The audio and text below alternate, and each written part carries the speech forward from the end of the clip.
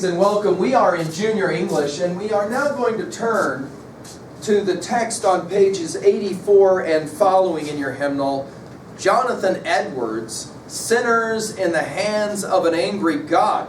And we're going to turn to this text now, and we're going to make some introductory observations before we actually get to the text. Then we're going to read the cutting that we have, and it's important that I say cutting because this is a text that we're not going to get all of it. Now, you can go online and read all of it, but for our textbook, you're only going to get a small part of it. And then after we read the text, we will exegete and, of course, finish with our annotative word. Let's begin, first of all, by talking about a very important rhetorical term, persuasion. Persuasion. Now, let's define that term. I know that you see that word right there under bullet point number 1 on page 84 under literary analysis. When we use the term sermon. Now let's define this term, sermon. What is a sermon? Let's write it down. A sermon is not just a speech. It is a special speech designed to inform or persuade. See, now notice I've used that P word again one more time. Persuasion. All right? Now what is persuasion? The attempt to either inspire, there's that word on page 84, or to challenge, that's an important word, right? Challenge opinions or views. Now, let's talk a little bit about the art form of persuasion. There's several important key elements in persuasion. One, and very important, is we always understand that the speaker is going to try to capture the attention of the listeners. You want to write that down. The speaker is going to try to capture the attention of the speakers. This sermon that you are about to listen to and study with, just a part of, look at page 87 real quickly and let me blow your mind.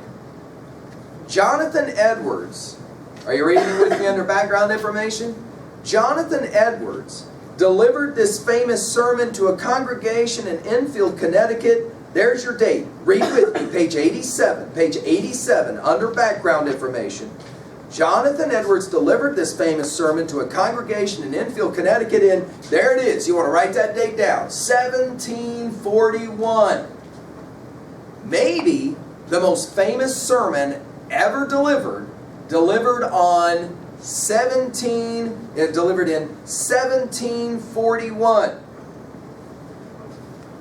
Okay? Surprisingly, he spoke quietly and without emotion. You want to write that down? That's interesting. He delivered this speech without a lot of emotion, kind of quietly, all right? In a very kind of calm, unemotional voice. But are you ready to this? According to one account, he read the, are you reading with me? Because I want you to see this for yourself before I say it out loud. According to one account, he read the, whoa, what did you just read? Did I just read that right? Dude, this sermon went for how long? You just read it. 6 hours. Without a stop. 6 hours. Without a stop. 1741. The people didn't get up, walk around, come back. No. 6 hours non-stop. Did you see what you just wrote down on the introduction to persuasion? The first job is to what? Keep their attention. Now, dude, I would be doing something pretty remarkable. Would you agree with me if as a teacher, I would be doing something pretty remarkable if I could talk to you for 6 straight hours and you A, stay awake, and B, pay attention. Would you agree with me? That would be something, wouldn't it? That would be something. If I could do that to any group of students, you would say about me that I was either a remarkable teacher, talker, giving a speech, or I'm talking to a bunch of zombies who are just kind of sitting there and don't even know where they are, right? I mean, I suppose could just sit there for 6 straight hours. Would you agree with me? Notice, 6 hours, and he gave it in a very level voice. Keep reading with me. Staring, are you ready for this? over the heads of his audience at the bell rope in the back of the church where they would pull the bell, right, to ring the bell. He looked at that. He didn't even look at the people for 6 straight hours. All he did was read this sermon out loud. Whoa, must have been painfully boring or something, right? Notice one of the comments was, he looked at that rope as if he could cut it in two. He had no interest in looking at other people. He had no interest in looking in the eyes of his audience. He had no interest in lots of hand gestures. He had no interest in elevating or lowering his voice. None of that. For 6 hours. Whoa, they must have all just gone to sleep and snored away. Take a look at the next line. Despite his calm manner, his listeners are said to have, quote, screamed in terror. And Edwards had to stop several times in his speech to ask for silence because the group got so wound up. 6 hours. Now let's just pause for a moment. Dude, this says something about John Edwards. Would you agree with me? This says something about this speech. Would you agree with me? But it also says something about his audience in 1741 who came to listen to this speech. Okay? It says something about them. When we study this speech, in other words, we're going to ask the question, well, what kind of audience was he talking to? What kind of people were these people? And what is it that he's trying to do? Persuade them. Now, persuasion, again, is the attempt to try to change, challenge, inspire your audience. Okay? We oftentimes think that the greatest speakers are the ones who know how to use their voice well, right? They can speak up, they can speak down, they know how to use hand gestures, they know how to make good eye contact. In our junior year of English, we actually learn how to give a speech, and part of a persuasive speech, part of any speech, is your capacity to look in your audience, to make contact. Edwards does none of that, we're told, and he talks for 6 stinking hours. He reads this thing. It was already written, and he just got up in front of them, and he just looked over their heads, and he just read. But we're told that audience members scream out loud in terror. And several times, Edwards has to stop and say, can I have everybody calm down so I can keep reading my sermon? For 6 hours. For 6 hours. Well, if your interest hasn't already been somewhat piqued to say, whoa, what is this sermon about? Right? And as we get ready to read part of this sermon, notice the top of page 87, the word from, right? From. Whoa, what is it that's so dynamic in it? Can we say it out loud? What is it that's so scary? See, one of the questions, and you're going to want to write this down, one of the questions of this sermon is, okay, in 1741, it freaked people out. 2 questions. 1, why? Okay, why? Why were people coming to church and listening to a 6-hour sermon and not snoring, but like screaming and freaked out? That's the first question. Why? And then a second question that's even maybe more interesting is, today, when people read this sermon, or parts of this sermon, does it freak them out in the same way? So, for example, are we getting set up here so that in a second when we're actually reading this, somebody in a class is going to start screaming out loud?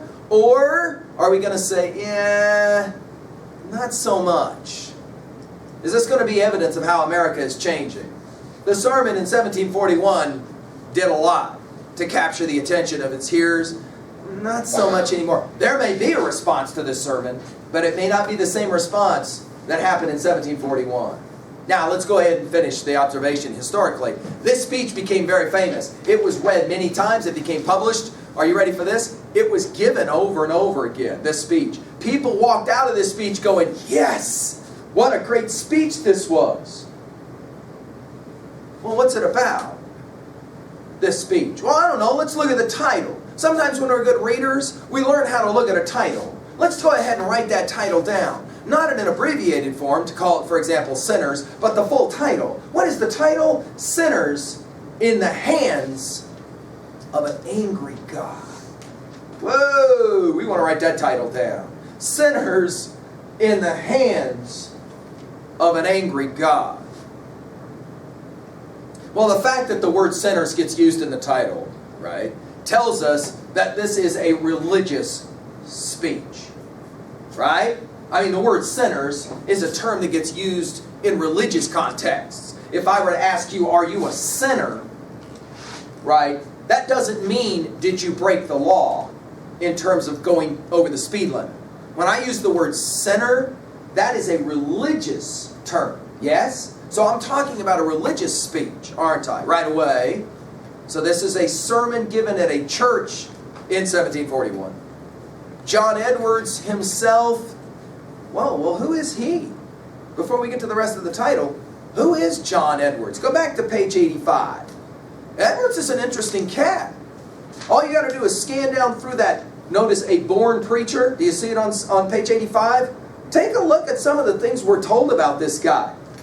We're told he displayed academic brilliance and learning to speak Latin, Greek, Hebrew. These are the important languages of academia of his day. But did you keep reading?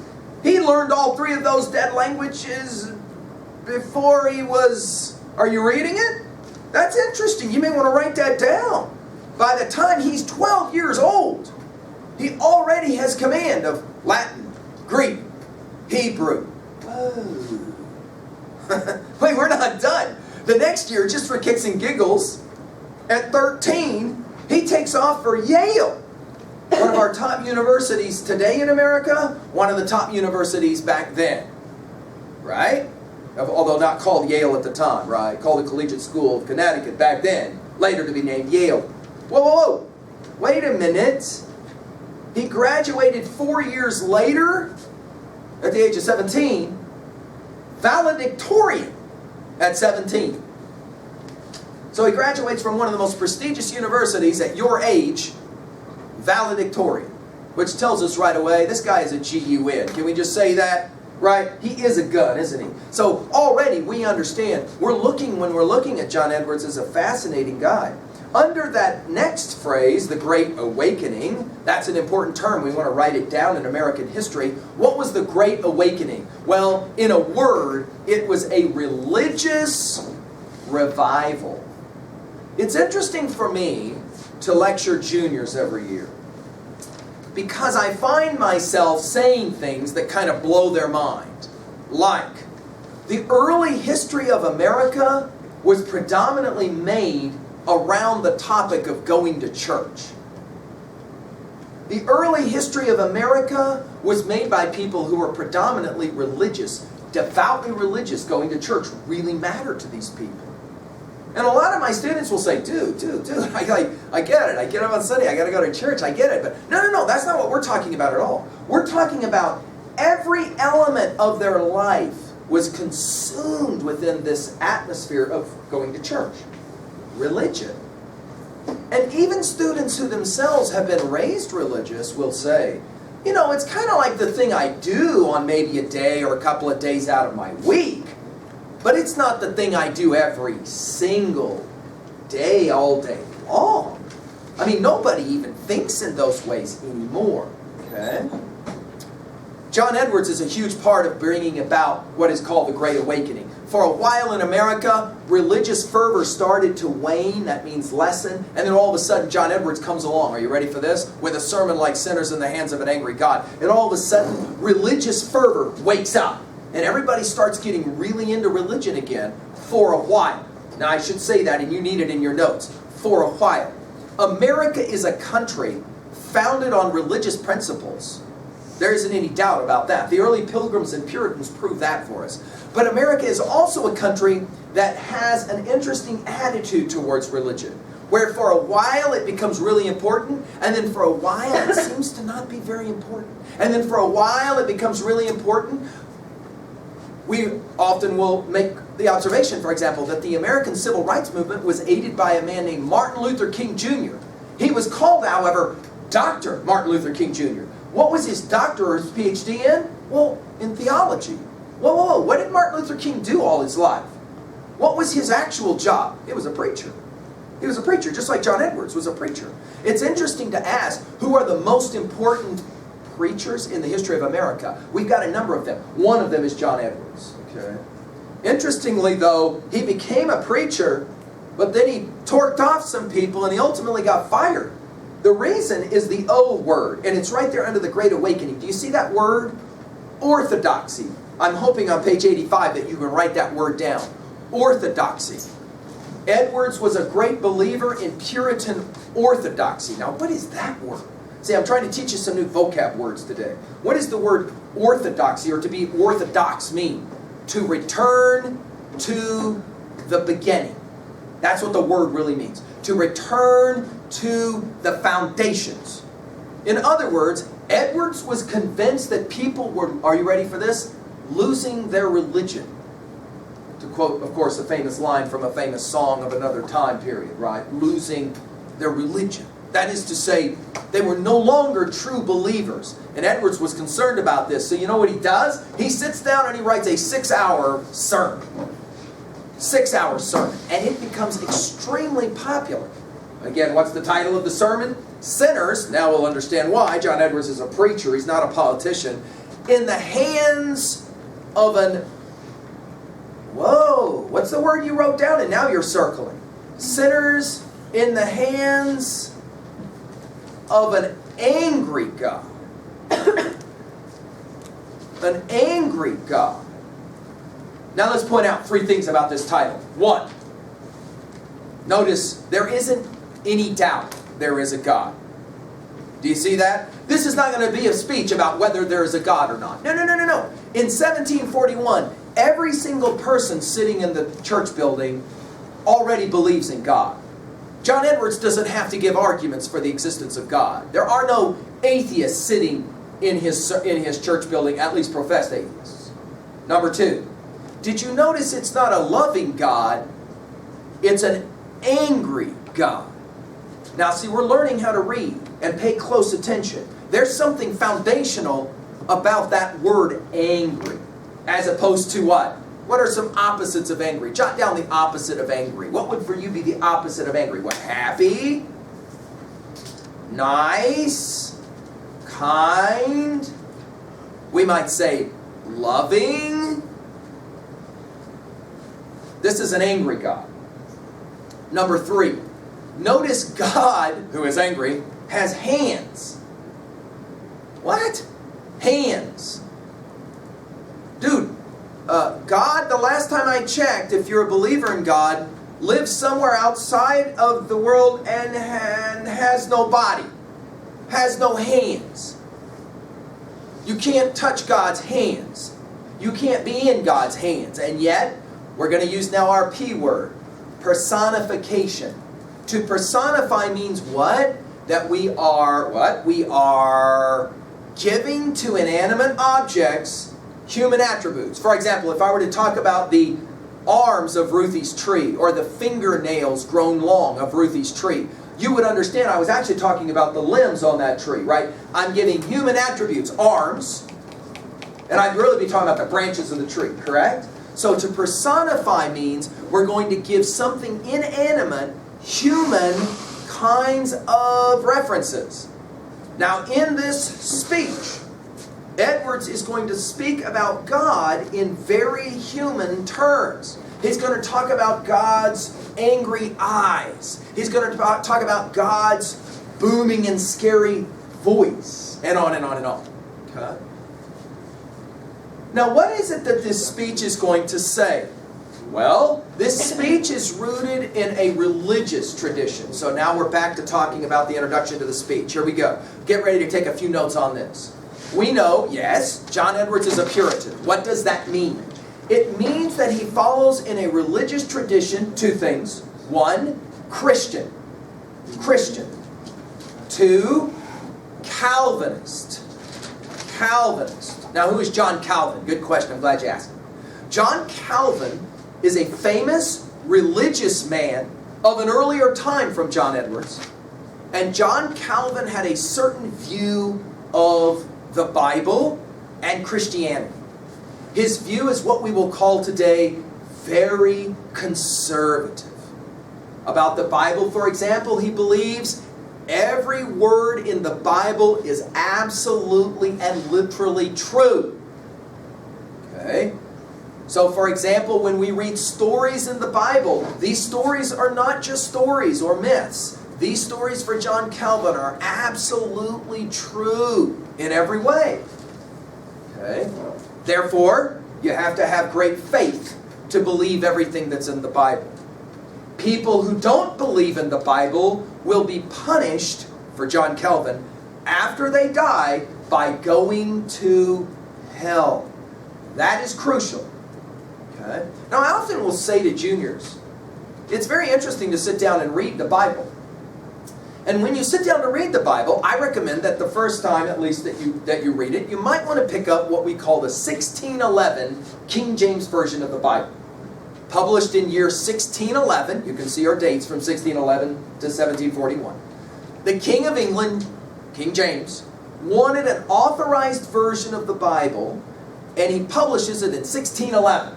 It's the first time you have an English translation that has both what we call the Old Testament and the New Testament. Okay? What's interesting when you read the Bible is not so much what's in there, but what's not in there. For example, if I were to have you read the Bible, and some of you will be surprised by this, even those of you maybe were raised in a religious tradition where you sometimes read the Bible. If I were to ask you to read the entire Bible from beginning to end, and to have a yellow highlighter, and every time the word hell gets used, you're going to underline it. Every time the word hell gets used, you would be stunned. You would be stunned at how little you'll ever uncap your highlighter. You will read hundreds of pages without any mention to hell of any kind. Really? Really, really. In fact, I could find you every single reference to hell, and you could put it on a 3x5 index card, and you could write big. There's very little mention of it in this book called the Bible.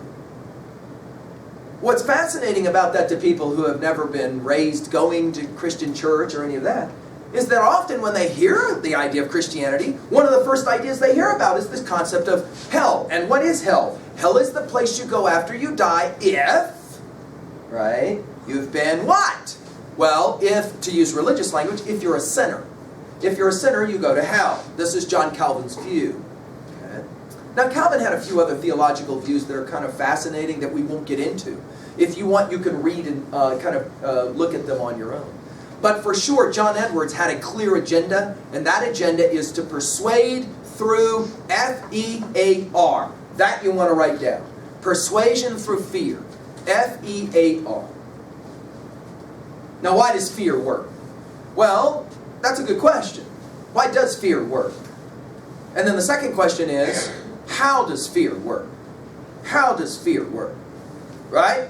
Being raised, for example, as a kid, you were sometimes told, if you do X or Y, you will get jacked. That is to say, you will be afraid. Of course, the only problem with the threat of being jacked if you do something wrong is you have to believe, right? You have to believe that it's really going to happen, huh? Because if you really don't believe that it's going to happen, well, it could be a problem, okay? The people listening to this sermon in 1741 all believe in hell. That's important. Okay? What's the opposite of hell for Christian believers? Heaven. If you die, you either go to heaven or you go to hell. Okay? Now let's talk about this idea of afterlife for just a second. So there you'll put the word afterlife in your notes. And I'm going to use another term as well for you, and that's the word eschatology. Eschatology. Over relating to afterlife. It's an interesting question to ask. Okay, there you sit right now. If your heart were to stop beating and you flatline, what happens to you? That's a simple question. What happens to you when you die? There's actually 3 answers in the history of the world to this question. 3. Let's write them down. What happens when you die? 3 possible answers. Answer number 1 is actually not an answer. It's what we would call a non-answer, and it is this. When you die, nothing happens to you. Nothing. You die, you're like the dog Rover, you're dead all over, and that's the end of it. There isn't any afterlife. You live, you die. That's it. Nothing else. Well, that's not really an answer to the question of afterlife, because that's more like a non-answer, isn't it? Right? A non-answer. The next 2 are actual answers to the question, what happens after you die? One is what we call a linear answer. Write that down as linear answer. And the other is what we call a circular answer. A circular answer. Okay? Now what does that mean? Well, let's deal with the linear answer. The linear answer works something like this. You live, you die, and then there's some kind of reward or punishment for you in an afterlife. Okay? That's a linear. You can understand why we call it linear, like on a line. Got me? So in other words, you live, you die, and then after you die, something happens to you in terms of punishment, go to hell, reward, go to heaven. That's a linear view. The second of the two views of afterlife is what we call a circular view. That you want to write down. A circular view. Well, what is the circular view all about? Well, it works like this. Are you ready? You live, you die, and then after you die, you come back. You re-enter the world. The term, of course, maybe some of you already are writing it down, is to reincarnate. Reincarnation says what? Well, it says you live, you die, but it's not done. You come back. You live this thing called life all over again. And then guess what happens? You die, and then guess what? You come back. You live, you die, and then guess what? You come back again. In other words, this thing you call your life has actually been lived many, many times before, and guess what? Many times to come. Now, there are variations on this theme as well. By the way, we sometimes call this reincarnated view a transmigratory view. The soul will migrate from one life form to the next life form to the next life form. Okay, so there's two different views. All right. By the way, it's fascinating to ask, which one of these two views of afterlife has been the more popular in the history of the world? There is no question about that. When you start studying the number of people on this planet that have lived, the cyclical view has been the way more popular view in the history of the world. Way more people on the history of this planet have believed that second view, that you live and then you come back after you die. And then you live and die and then you come back again, over and over again. Now let's go ahead and say, now that you got that view, eschatologically speaking, see, I can use that term now, in terms of afterlife, the Christian view, well, what is it? Is it a linear view or a cyclical view? You can go ahead and write it down. It's a linear view, isn't it, right? You live, you die, and then there is some kind of judgment day, some kind of afterlife where there's either a reward, what do we call it in Christian theology, heaven, or there's some kind of punishment. What do we call it? Hell. Now, the threat of hell, you want to write that term down. The threat of hell is central to understanding this 6-hour speech. Are you familiar when somebody is upset and they will say to another person, go to hell? Are you familiar with that, go to hell, as a phrase? That is actually a Christian phrase. That is actually a religious phrase. Do you got me? John Edwards made the term very famous, go to hell. And we're going to hear this term played out when John Edwards will say two things about the human condition to the people who are listening. Are you ready for this? I'm outlining now level 1 for you before we read. 1, it's in the title. You are sinners. You are sinners. That is to say, you have broken God's law. 2, because you are sinners, there is the threat of hell. Well, dude, what is hell? Go ahead and jot down real quickly what you know about hell from Christian theology. You got any ideas on this one? What is hell in Christian theology? Again, like I said, if you were to pick up actually a Bible and read, it's fascinating how little about this place you get any information at all. Of course, John Edwards' sermon becomes one of the primary places where people know about hell. For example, if I were to ask you right now, hey, describe hell, I'm guessing as you're writing down right now, I'm guessing several things. You probably didn't write this down, but you should. Hell, for John Edwards and for Christians, hell never stops. You probably didn't write that one down, but you probably should. Hell goes on through eternity. So it's everlasting. Next thing you want to write down, it's punishment. It's not reward. Punishment. Everlasting punishment. Well, what else about hell for John Edwards? Well, interestingly for John Edwards, hell is a place of fire. Fire. People get burned. What do you mean people get burned? Dude, I don't understand. Because, for example, if you die, where do you get buried? In the ground. Well, what happens to your body? Well, it kind of disintegrates over time. Well, then how is that body going to get burned in hell forever? There's an important part of this in Christian theology. It's what's called the resurrection. What? What is that about? Yeah, this idea says that on a special day that's coming in the future, human bodies will be brought back to life so that they can go through a judgment and then ultimately a reward or a punishment. And if they get the punishment, they go to hell where they burn for eternity, for all time. Okay?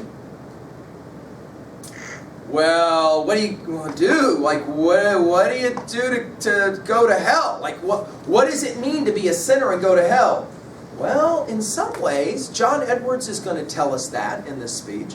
And in other ways, he's really not going to tell us a lot. He's going to kind of assume that you understand that being a sinner means you don't follow God's rules.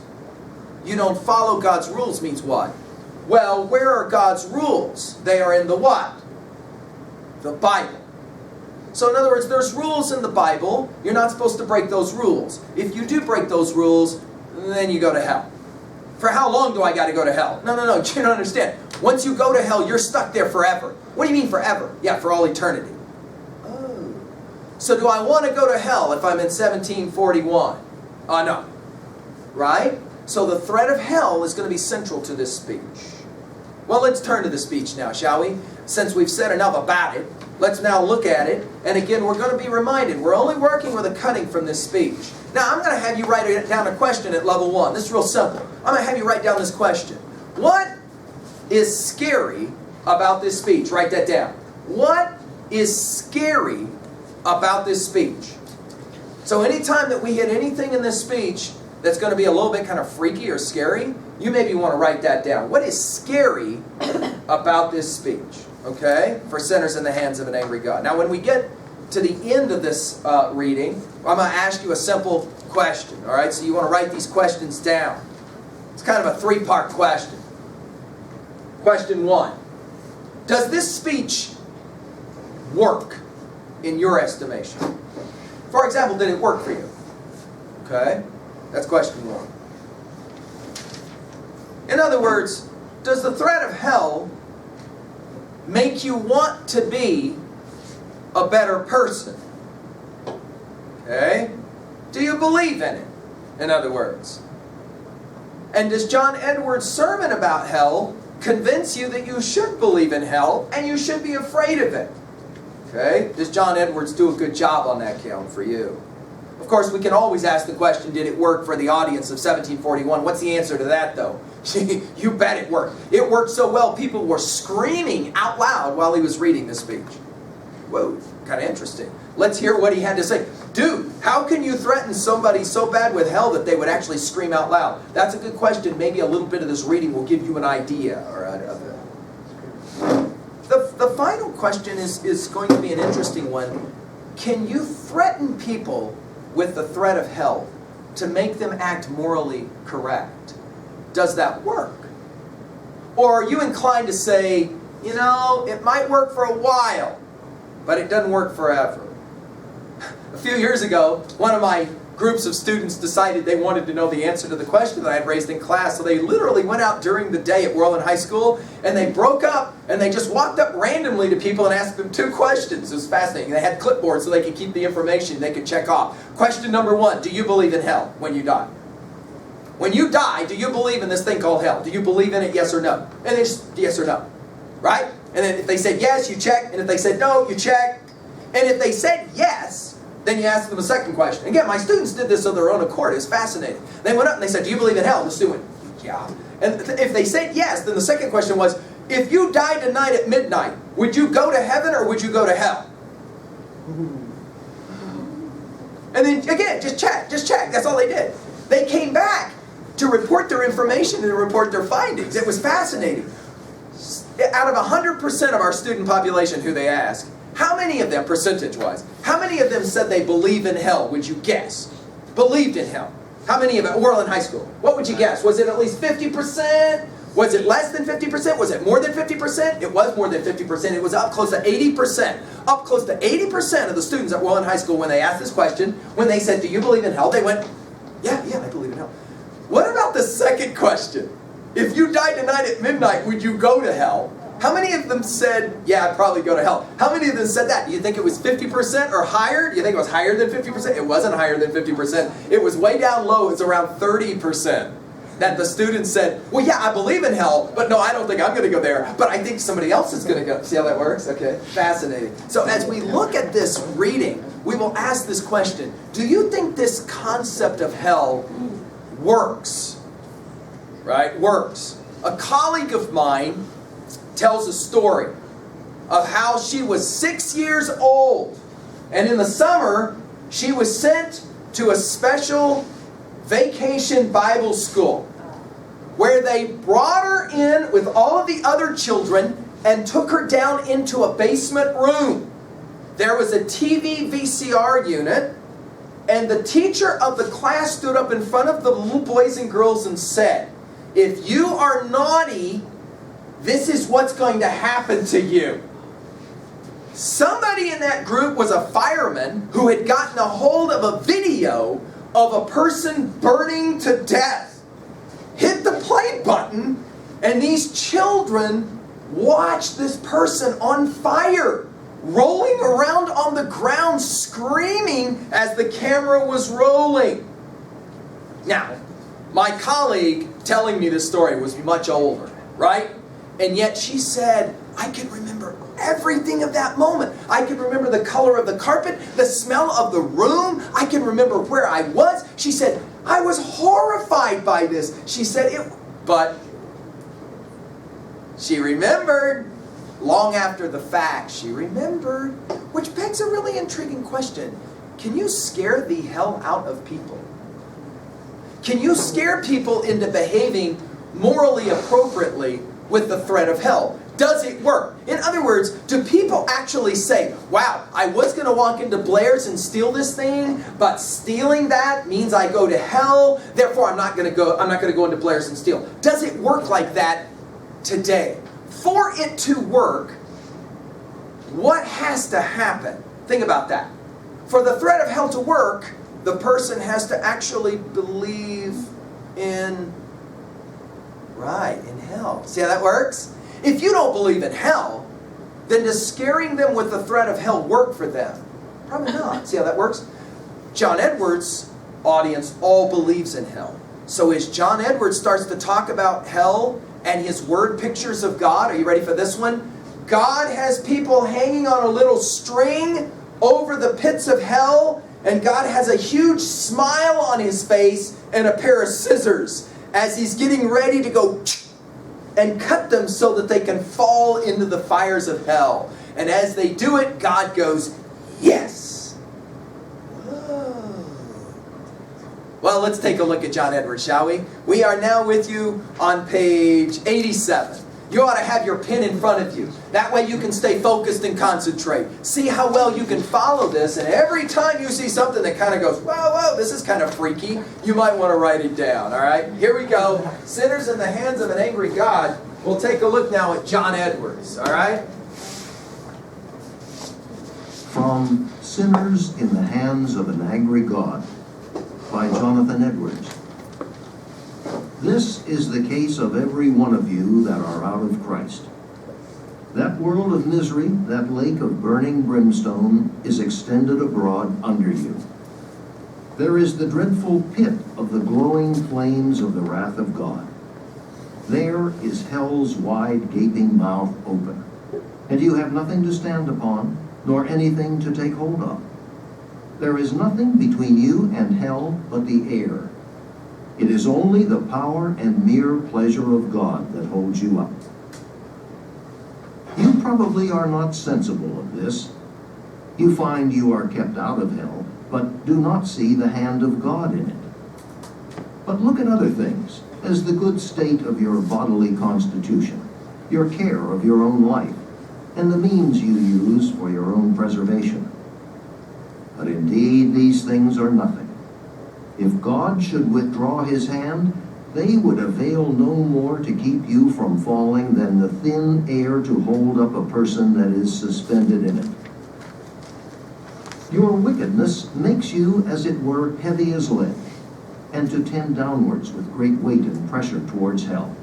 And if God should let you go, you would immediately sink and swiftly descend and plunge into the bottomless gulf. And your healthy constitution, and your own care and prudence and best contrivance and all your righteousness would have no more influence to uphold you and keep you out of hell than a spider's web would have to stop a fallen rock. Were it not for the sovereign pleasure of God, the earth would not bear you one moment. The world would spew you out, were it not for the sovereign hand of him who hath subjected it in hope. There are black clouds of God's wrath now hanging directly over your heads, full of the dreadful storm and big with thunder. And were it not for the restraining hand of God, it would immediately burst forth upon you. The sovereign pleasure of God for the present stays his rough wind. Otherwise it would come with fury, and your destruction would come like a whirlwind, and you would be like the chaff of the summer threshing floor. The wrath of God is like great waters that are dammed for the present. They increase more and more, and rise higher and higher, till an outlet is given. And the longer the stream is stopped, the more rapid and mighty is its course when once it is let loose. It is true that judgment against your evil works has not been executed hitherto. The hoods of God's vengeance have been withheld. But your guilt in the meantime is constantly increasing, and you are every day treasuring up more wrath. The waters are constantly rising and waxing more and more mighty. And there is nothing but the mere pleasure of God that holds the waters back, that are unwilling to be stopped and press hard to go forward. If God should only withdraw his hand from the floodgate, it would immediately fly open, and the fiery floods of the fierceness and wrath of God would rush forth with inconceivable fury, and would come upon you with omnipotent power.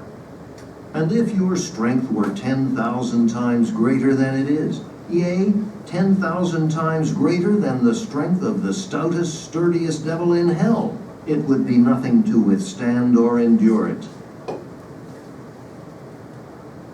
The bow of God's wrath is bent. All right, important and the lines. arrow made ready on the string.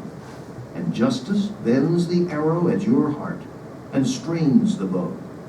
And it is nothing but the mere pleasure of God, and that of an angry God, without any promise or obligation at all, that keeps the arrow one moment from being made drunk with your blood. Thus, all you that never passed under a great change of heart, by the mighty power of the Spirit of God upon your souls, all you that were never born again and made new creatures, and raised from being dead in sin to a state of new and before altogether unexperienced light and life, are in the hands of an angry God.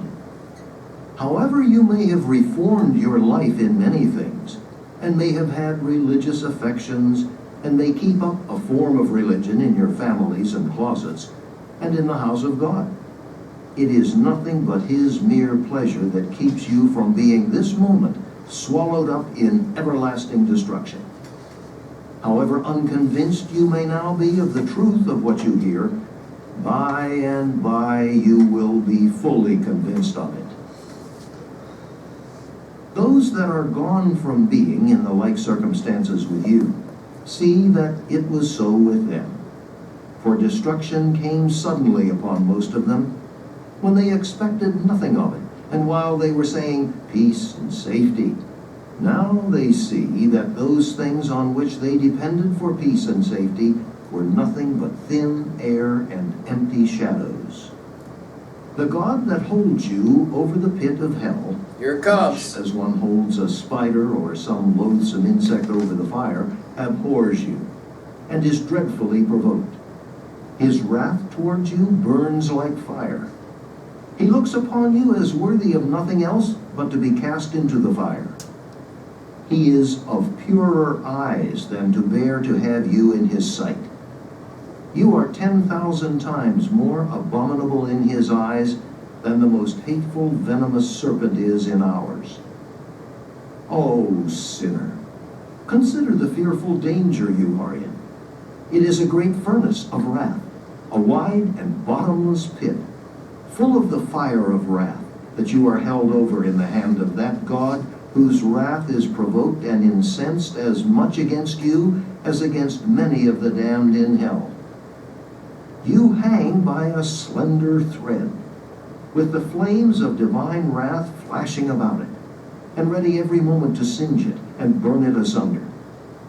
And you have no interest in any mediator, and nothing to lay hold of to save yourself, nothing to keep off the flames of wrath, nothing of your own, nothing that you have ever done, nothing that you can do, to induce God to spare you one moment. When God beholds the ineffable extremity of your case, and sees your torment to be so vastly disproportioned to your strength, and sees how your poor soul is crushed and sinks down, as it were, into an infinite gloom, he will have no compassion upon you. He will not forbear the executions of his wrath, or in the least lighten his hand. There shall be no moderation or mercy, nor will God then at all stay his rough wind. He will have no regard to your welfare, nor be at all careful lest you should suffer too much in any other sense, than only that you shall not suffer beyond what strict justice requires. God stands ready to pity you. This is a day of mercy.